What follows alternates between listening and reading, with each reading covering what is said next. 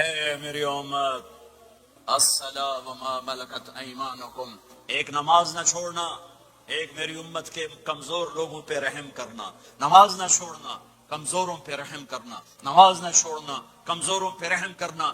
کتنی امت نمازی ہے، کتنے ہیں جو اپنے دولت اللہ دے دے تو اللہ کو یاد رکھتے ہیں اور کمزور کے ساتھ انسانیت والا سلوک کرتے ہیں۔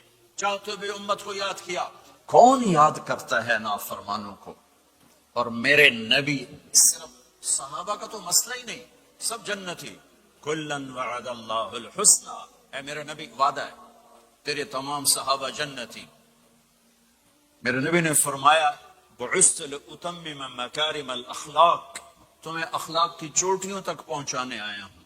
ساری بد اخلاقیاں سب سے بڑا داغ بن کر امت کے دامن پہ آ لگا، ساری دنیا کی بد اخلاقی امت کے اندر آ کے جمع ہو گئی۔ چمن میں تخت پر جس دم شہ گل کا تجمل تھا، ہزاروں بلبلیں تھی باغ میں، ایک شور تھا گل تھا، کھلی جب آنکھ نرگس کی، نہ تھا جز خار کچھ باقی، بتاتا باغباں رو رو یہاں غنچہ یہاں گل تھا۔ آج اللہ بھی خوش ہے، اس کے فرشتے بھی خوش ہیں، میرے محبوب صلی اللہ علیہ وسلم بھی خوش ہیں کہ میری امت جمع ہے۔ میرے بھائی بہنوں،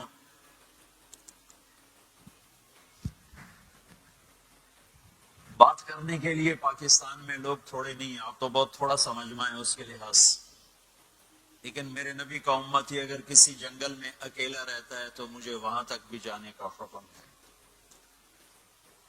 کسی صحرا میں رہتا ہے تو مجھے وہاں بھی جانے کا حکم ہے، کہ میرے نبی نے اپنے ایک ایک امتی کے لیے آنسو بہائے ہیں، ایک ایک مرد عورت کالے گورے کے لیے آنسو بہائے، اور آپ اتنا روئے ہیں کہ سارے نبیوں کے رونے سے بڑھ کر میرے نبی کا رونا ہے، سارے نبیوں کے درد سے بڑھ کر میرے نبی کا درد ہے۔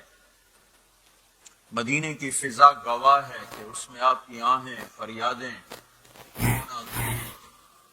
گونجتا رہا 10 برس۔ تو ایک رات کا قصہ سناتا ہوں، آپ تڑپ رہے ہیں اللہ کی بارگاہ میں اور کہہ رہے ہیں یا اللہ، ابراہیم علیہ السلام نے کہا تھا فمن تبعنی فإنہ منی ومن عاصانی فإنک غفور رحیم، عیسیٰ علیہ السلام نے کہا تھا ان تعذبہم فإنہم عبادک وإن تغفر لہم فإنک انت العزیز الحکیم۔ دونوں انبیاء کی بات کا مفہوم یہ ہے کہ یا اللہ، چاہے تو عذاب دے میری امت کو اور چاہے تو معاف کر، تو مہربان ہے۔ میرے آپ کے نبی نے کیا کہا؟ یا اللہ، نہ میں ابراہیم کی کہتا ہوں نہ میں عیسیٰ کی کہتا ہوں، میں اپنی کہتا ہوں یا رب امتی امتی یا رب امتی امتی یا رب امتی امتی۔ اللہ میری امت کو معافی کر، معاف ہی کر، معاف ہی کر، کر یا نہ کر نہیں، معاف ہی کر۔ اور اتنا روئے کہ داڑھی آنسوں سے تر ہوئی، عرش ہل گیا۔ اللہ نے جبریل کو بھیجا، اللہ کو تو پتا ہے کیوں رو رہے ہیں، ہم تک پیغام پہنچانا تھا۔ جبریل آئے، ما یبکیک یا رسول اللہ، یا رسول اللہ آپ کیوں رو رہے ہیں؟ کہ جبریل، امت کا غم چین نہیں لینے دیتا، ہم اپنی نافرمان اولاد کو گھر سے نکال دیتے ہیں، ہمارے ملک میں اخبار میں دے دیتے ہیں، میں نے اپنے بیٹے کو جائیداد سے فارغ کر دیا، جائیداد سے محروم کر دیا، تھوڑا سا کلیش ہوتا ہے نکل جاؤ میرے گھر سے۔ میں تو دین پڑھنا چاہتا تھا، لیکن میرے باپ بہت نیک آدمی تھے، 70s میں زمیندار فیملی کا بیٹا مولوی بنے، یہ بہت بڑی گالی تھی، ان سے برداشت نہیں ہوا، انہوں نے مجھے گھر سے نکال دیا۔ 23 نومبر 1972 ہفتے کو صبح کے 9 بجے کہا یہ تو مولوی بننا ہے، میرے گھر چوں نکل جا۔ ساری تصویر نقش ہے، سفید کرتا، سفید زمینداروں والی چادر پہنی ہوئی، اور پگڑی کھول کے یہاں رکھی ہوئی تھی. مجھے دیکھتے ہی کہا یہ تو مولوی بننا ہے تو میرے گھر ہی چوں نکل جا. ہاں یہ ماں باپ کا رویہ ہے. میں تو کوئی برائی کے لیے نہیں نکلنا چاہتا تھا, اچھائی کے لیے نکلنا چاہتا تھا. میرے باپ کو پسند نہیں ہے, نکال دیا.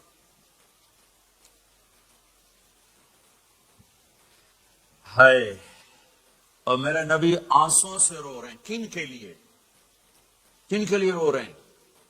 انہوں نے دھرتی کو نافرمانی سے بھر دیا, زمین آسمان کانپ اٹھے امت کے گناہوں سے. میرے نبی نے کہا میری آنکھوں کی ٹھنڈک نماز. 90% امت نماز چھوڑ گئی, باغی ہو گئی. میرے نبی نے فرمایا بعثت لأتمم مکارم الاخلاق, تمہیں اخلاق کی چوٹیوں تک پہنچانے آیا ہوں. ساری بد اخلاقیاں سب سے بڑا داغ بن کر امت کے دامن پہ آ لگا. ساری دنیا کی بد اخلاقی امت کے اندر آ کے جمع ہو گئی. میرے نبی پاکیزگی کو لے کر آئے, پاکیزگی تار تار ہوئے. ماں باپ کی عزت کو لے کر آئے. صرف آپ کے دیس کی بات نہیں ہے, ہمارے دیس میں بھی ماں باپ کو کوئی نہیں پوچھتا. رشتے سفید ہو گئے, حلال حرام کی تمیز مٹ گئی, جھوٹ سچ کی تمیز مٹ گئی. پیسے کے پجاری بن گئے, ہوس کے غلام بن گئے, دھن دولت کو سجدے کرنے لگے. مال پہ ایمان بیچا, شراب بیچو دودھ بیچو پیسہ چاہیے, جھوٹ بولو سچ بولو پیسہ چاہیے. حلال سے آئے حرام سے آئے تمہیں ڈالر چاہیے, ہمیں روپیہ چاہیے. چمن میں تخت پر جس دم شہی گل کا تجمل تھا, ہزاروں بلبلیں تھی باغ میں, ایک شور تھا غل تھا. کھلی جب آنکھ نرگس کی نہ تھا جز خار کچھ باقی. بتاتا باغباں رو رو یہاں غنچہ یہاں گل تھا. ہم اللہ سے ملانے آئے تھے, ہم ہی اللہ کے باغی بن گئے. ہم اللہ کے رسول کی غلامی کا دم بھرنے آئے تھے, ہم ہی باغی بن گئے. ہم قرآن کو سینوں سے لگانے آئے تھے, ہم ہی نے قرآن کے سودے کر دیے. کون یاد کرتا ہے نافرمانوں کو؟ اور میرے نبی صرف صحابہ کا تو مسئلہ ہی نہیں, سب جنتی.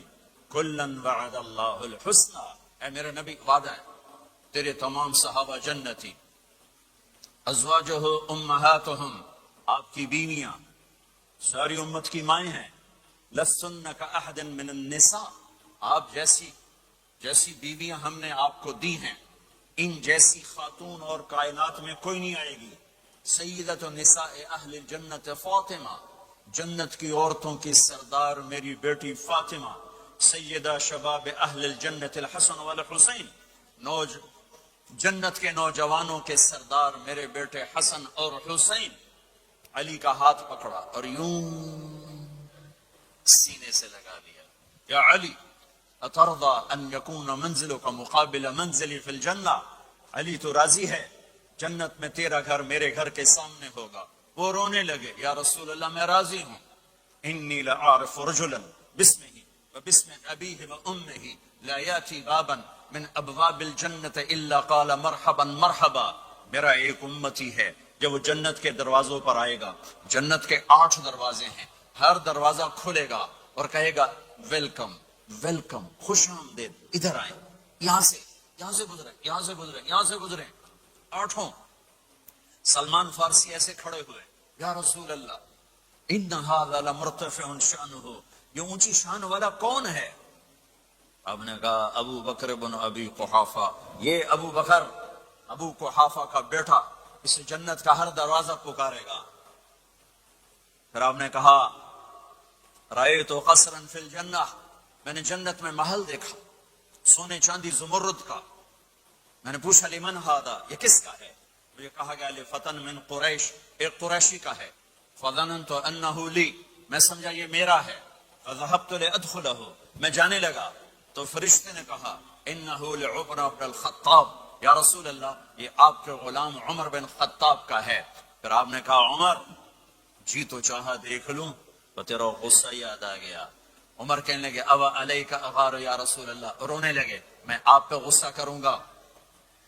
عثمان ان لکل نبی رفیقا فی الجنہ فانت رفیقی فی الجنہ، عثمان جنت میں ہر نبی کا ایک رفیق ساتھی ہے، میرا ساتھی تو ہے۔ یا علی اترضى ان يكون منزلك مقابل منزلي في الجنہ، وہ میں نے پہلے بتا دیا، علی جنت میں تیرا گھر میرے گھر کے سامنے ہے۔ یا طلحہ و یا زبیر ان لكل نبی حواریا فی الجنہ وانتما حواری فی الجنہ، اے طلحہ اے زبیر جنت میں ہر نبی کا ایک خادم، میرے دو خادم، ایک طلحہ ایک زبیر۔ بلال مالی اسمع خشخۃ نعالک فی الجنہ، بلال کیا بات ہے، جب جنت میں جاتا ہوں تیرے قدموں کی آہٹ اپنے آگے آگے سنتا ہوں۔ ہاں میرے نبی نے بشارتیں دی صحابہ کے لیے نام لے کر، جس نے جنتی عورت کو دیکھنا ہو ام رومان کو دیکھ لے۔ عائشہ مجھے خوشخبری دی گئی ہے کہ تو جنت میں میری بیگم ہے، اور تجھے بتاؤں سبحان اللہ کیا زندگی سکھائی ہے، انہ لیہون علی الموت ان اریتک زوجتی فی الجنہ۔ عائشہ مجھے جب سے پتا چلا ہے تو جنت میں بھی میری بیگم ہے، مجھے تو موت ہی اچھی لگنے لگ گئی ہے۔ یہ دلداری کے لیے تھا، اظہار محبت سکھانے کے لیے تھا کہ گھر کیسے چلتے ہیں، گھر وظیفوں سے آباد نہیں ہوتے، گھر ڈالر سے آباد نہیں ہوتے، شکل صورت سے بھی نہیں، میرے رب کی قسم، صرف ایک دوسرے کو عزت دینے، احترام سے اور اچھے اخلاق سے اور میٹھے بول سے گھر آباد ہوتے ہیں۔ وظیفے پڑھنے سے گھر نہیں بنتے، مال ڈھونے سے گھر نہیں بنتے، گھروں کو 7 بر اعظم کا ایک مشترک قانون ہے، انٹرنیشنل لا ہے، اچھے اخلاق والا مرد ہوگا آباد ہوگا، اچھے اخلاق والی عورت ہوگی گھر آباد ہوگا۔ جس کی زبان میں زہر بھر گیا اس کے گھر کو آگ لگ جائے گی، دنیا کی کوئی طاقت اس کے گھر کو تباہ ہونے سے نہیں بچا سکتی۔ میرے نبی کو بشارتیں دی گئیں، آپ کے صحابہ جنتی، فلاں کا یہ مقام، فلاں کا یہ مقام، فلاں کا یہ مقام۔ ہائے ہائے میں تو دیکھ رہا ہوں ام حارثہ، میں تو دیکھ رہا ہوں تیرا بچہ جنت کی نہروں میں غوطے کھا رہا ہے، نہاتا پھر رہا ہے۔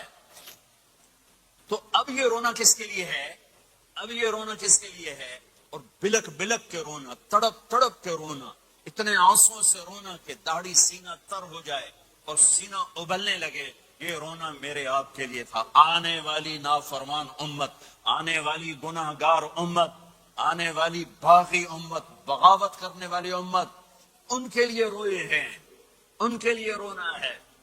ہاں ہر کوئی دنیا سے جاتے ہوئے اولاد یاد کرتا ہے، میرے باپ اچانک اللہ نے موت دی، ہارٹ اٹیک ہوا، ٹھیک ٹھاک تھے، اچانک۔ تو ایک میری بہن لاہور تھی، ایک فیصل آباد، تو میرے باپ آخر وقت تک کہتے رہے میری بیٹیاں تو بلا دو، اور میری دھیاں تو لے آؤ، اور میری دھیاں تو ملا دو، میری بچیاں تو ملا دو، اور یہ کہتے کہتے دنیا سے چلے گئے۔ ہر آدمی موت کے وقت یہی کچھ کرتا ہے۔ تیمور جیسا سالم درندہ انسان اطرار ترکستان کے شہر میں موت نے جھٹکا دیا تو کہنے لگا کوئی پیر محمد سے ملا دیتا، پیر محمد اس کا بیٹا تھا، کوئی پیر محمد سے ملا دیتا۔ یہ انسانی فطرت ہے۔ میرے نبی دنیا سے جا رہے ہیں، دنیا سے جانے کا وقت ہے، 12 ربیع الاول ہے، پیر کا دن ہے، 7 جون ہے، 11 ہجری 633 عیسوی۔ جبریل نے آ کے صبح آپ نے ساری بیگمات کو بلایا، رخصت فرمایا ملاقات کی، بیٹے کو بلایا، کان میں کہا میں جا رہا ہوں۔ وہ رونے لگی، کرو نہیں، سب سے پہلے تیری میری ملاقات ہوگی۔ 6 ماہ بعد بیٹی بھی پہنچ گئی باپ کے پاس۔ پھر داماد کو بلایا، ان کو ان کا سر اپنی گود میں رکھا، کمر پہ ہاتھ پھیرا، دعا دی، رخصت فرمایا۔ آخر میں اپنی آنکھوں کی ٹھنڈک کو بلایا، کون؟ حسن اور حسین کا، میری آنکھوں کی ٹھنڈک حسن اور حسین، میرے جنت کے پھول حسن اور حسین۔ یوں لیا، حسن کو یہاں سے لیتے تھے، حسین کو یہاں، حسن کو ادھر اٹھاتے تھے، حسین کو ادھر اٹھاتے تھے۔ حسن سر سے لے کر کمر تک پورے اپنے نانا کے مشابہ تھے، کمر سے پاؤں تک اپنے باپ کے مشابہ تھے۔ حسین اس کا الٹ تھے، سر سے لے کر کمر تک اپنے باپ کے مشابہ تھے، کمر سے لے کر پاؤں تک اپنے نانا کے مشابہ تھے۔ اس مشابہت کی وجہ سے آپ کہا کرتے تھے حسن میرا بیٹا ہے، حسین علی کا بیٹا ہے۔ آخر میں ان کو بلا کر یوں لیا اور ساتھی آنسو ٹپ ٹپ ٹپ ٹپ ٹپ ٹپ. بیویوں کو جدا کیا آنسو نہیں, بیٹی کو جدا کیا آنسو نہیں, داماد کو جدا کیا آنسو نہیں, جب بچوں کو جدا کرنے گئے تو یوں آنسو.